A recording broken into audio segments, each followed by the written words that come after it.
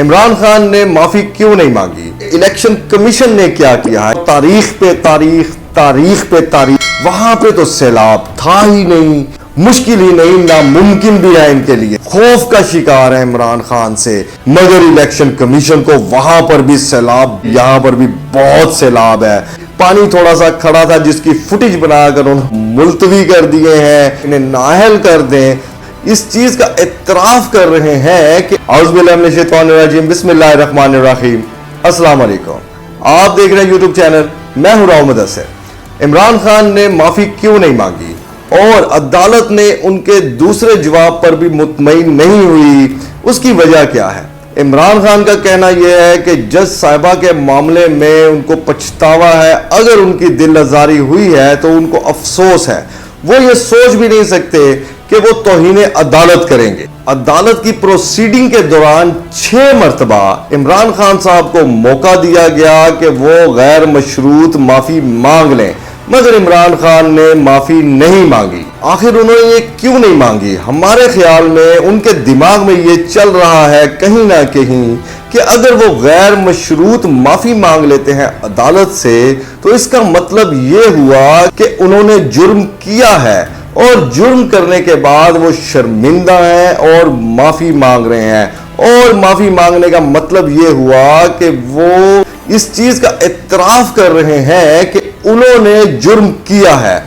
جس کی وجہ سے عمران خان نے اس کی وضاحت ضرور پیش کرنے کی کوشش کی مگر معافی نہیں مانگی، اور وہ کیس کو فائٹ کرنا چاہتے ہیں، غیر مشروط معافی مانگنا نہیں چاہتے، اسی لیے انہوں نے معافی نہیں مانگی۔ اور خان صاحب نے 3 دفعہ اپنے وکیل کے تھرو روسٹر پر آ کر بات کرنے کی کوشش کی، جس کی اجازت جو ہے وہ عدالت نے انہیں نہیں دی۔ عمران خان نے باہر نکل کر عدالت سے صحافیوں سے ایک غیر رسمی گفتگو میں یہ بھی کہا کہ میں بتانا چاہتا تھا کہ ہوا کیا، مگر مجھے اجازت نہیں دی گئی کہ میں اپنا موقف جو ہے وہ عدالت کے سامنے رکھ سکوں۔ اور اگر عدالت میں غیر مشروط معافی عمران خان مانگ لیتے تو یہ پھر جج صاحبان پہ تھا کہ وہ ان کو معاف کر دیتے یا پھر ان کو سزا دے دیتے، 2 ہی باتیں تھیں، کیونکہ اگر عمران خان غیر مشروط معافی مانگ لیتے ہیں تو عدالت میں یہ ثابت ہو جاتا ہے کہ انہوں نے جرم کیا ہے اور اس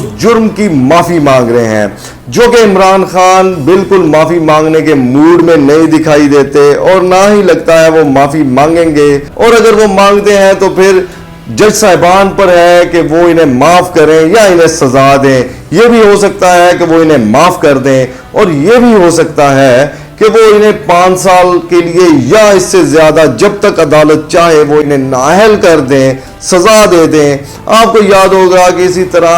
یوسف رضا گیلانی بھی وقت کے وزیر اعظم تھے اور وہ سزا ہوئی تھی اور 5 سال کے لیے نااہل بھی ہو چکے ہیں، اور بہت سی مثالیں آپ کے سامنے ایسی موجود ہیں، مگر عمران خان بالکل اس موڈ میں نہیں ہے کہ وہ غیر مشروط معافی مانگیں، وہ کیس فائٹ کرنے کے موڈ میں ہیں اور وہ کر بھی رہے ہیں۔ اب جب کہ فرد جرم عائد کی جا رہی ہے تو اس کو سپریم کورٹ میں بھی چیلنج کیا جا سکتا ہے، اور یہ معاملہ ابھی لمبا چلے گا، اتنی جلدی ختم ہونے والا تو ہے نہیں، کیونکہ آج تک جیسا کہ دیکھا جا رہا ہے، جیسا کہ ہوتا آ رہا ہے، وہ یہی ہے کہ عدالتوں میں جو معاملات ہوتے ہیں وہ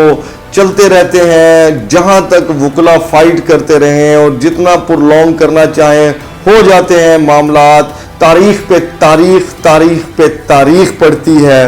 اور معاملات جو ہیں وہ جب حل ہوتے ہیں وہ سب عوام کو پتہ ہے کب ہوں گے۔ بہرحال اگر یہ فرد جرم کا معاملہ ہے جو یہ ایسے ہی چلا تو یہ سپریم کورٹ میں بھی چیلنج ہو سکتا ہے،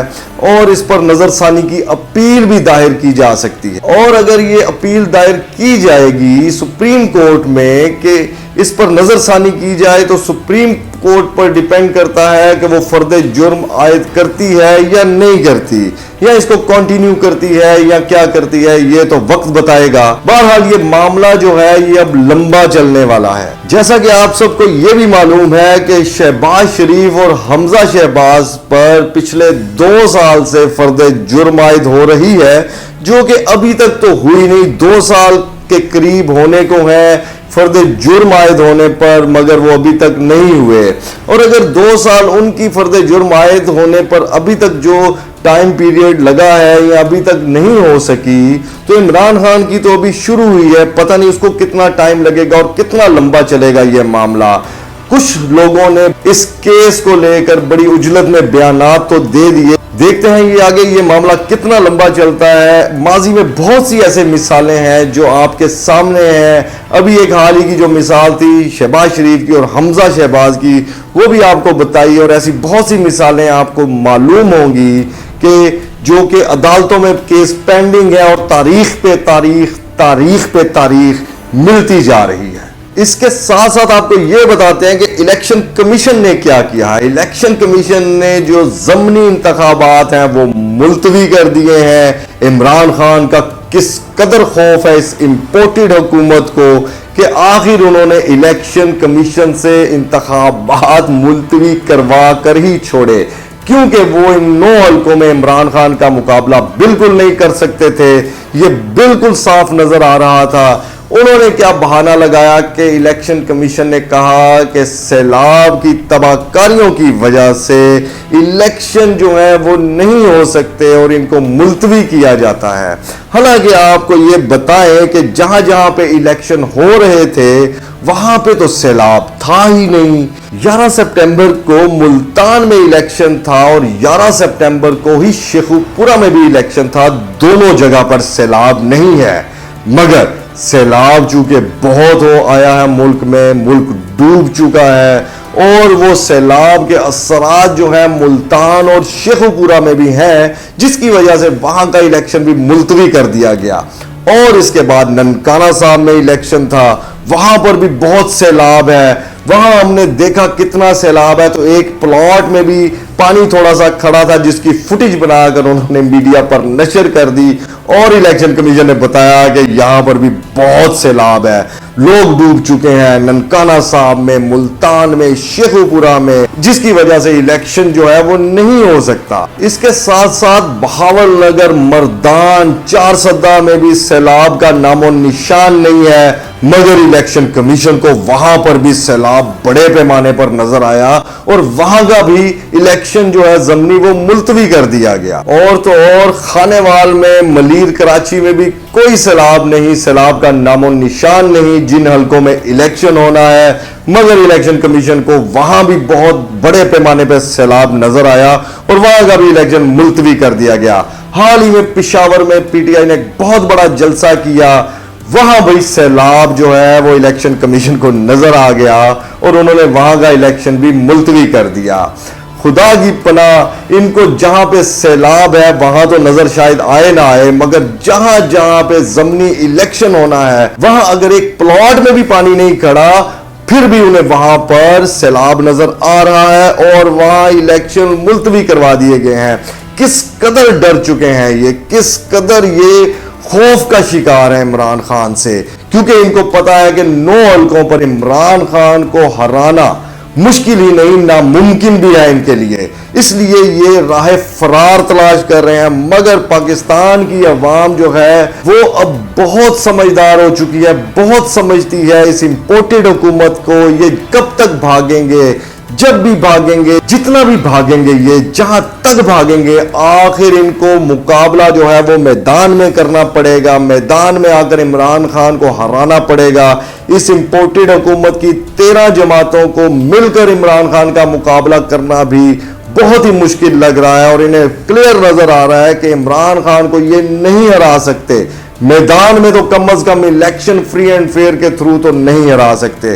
اس کے علاوہ بھی ساری پاور، ساری طاقتیں لگا کر بھی عمران خان کے خلاف اگر یہ الیکشن لڑیں گے تو یہ نہیں ہرا سکیں گے۔ اس الیکشن کو ملتوی کرنے کا یہ جو انہوں نے بہانہ تلاش کیا، بھاگنے کا بہانہ تلاش کیا، عوام کو یہ بخوبی علم ہو چکا اور نظر بھی آ رہا ہے، مگر ان کے بھاگنے کا کوئی فائدہ نہیں ہوگا۔ میں تو یہ کہتا ہوں کہ اگر یہ رجیم چینج نہ کرتے، یہ چور راستے سے عمران خان کی حکومت کو نہ ہٹاتے اور اقلیتی جماعتیں جو ہیں وہ 2-2، 4-4، 5-5، 50-50 ووٹ اکٹھا کر کے قومی اسمبلی میں پاکستان تحریک انصاف کی جو میجورٹی میں سب سے بڑی جماعت تھی پاکستان کی اس کو نہ ہٹاتے تو آج جو ہے وہ سینیریو اور ہوتا، مگر انہوں نے اقتدار کی ہوس میں، انہوں نے اپنے کیسز ختم کرنے کی لالچ میں اپنے پاؤں انہوں نے بری طرح کلہاڑی پر مار کر اپنے آپ کو زخمی بھی کیا ہے، اور یہ اب مستقبل میں ان کا بہت برا حال ہونے والا ہے عوام کی عدالت میں۔ عمران خان نے حال ہی کے ایک جلسے میں جو کہا کہ نواز شریف یہ قوم تمہارا انتظار کر رہی ہے، تم پاکستان آؤ، یہ قوم تمہارا بھرپور استقبال کرے گی، تم ایک دفعہ پاکستان آؤ تو صحیح، مگر وہ بھی نہیں آنے والے۔ کیا بنے گا ان کا؟ یہ جتنا مرضی بھاگیں، جتنا مرضی دوڑیں، مگر یہ اس طرح ان کی جان نہیں چھوٹے گی۔ بہتر تو یہ تھا کہ جتنی جلدی ہو سکے یہ فری اینڈ فیئر الیکشن کرواتے، عوام کی عدالت میں آتے اور عوام کو فیصلہ کرنے دیتے، مگر یہ جتنا بھی بھاگیں گے آخر فیصلہ عوام کی عدالت میں ہی ہوگا۔ دیکھتے ہیں آگے کیا ہوتا ہے۔ اسی کے ساتھ اپنا بہت سا خیال رکھیے گا، اجازت چاہوں گا۔ پاکستان پائندہ باد۔ السلام علیکم۔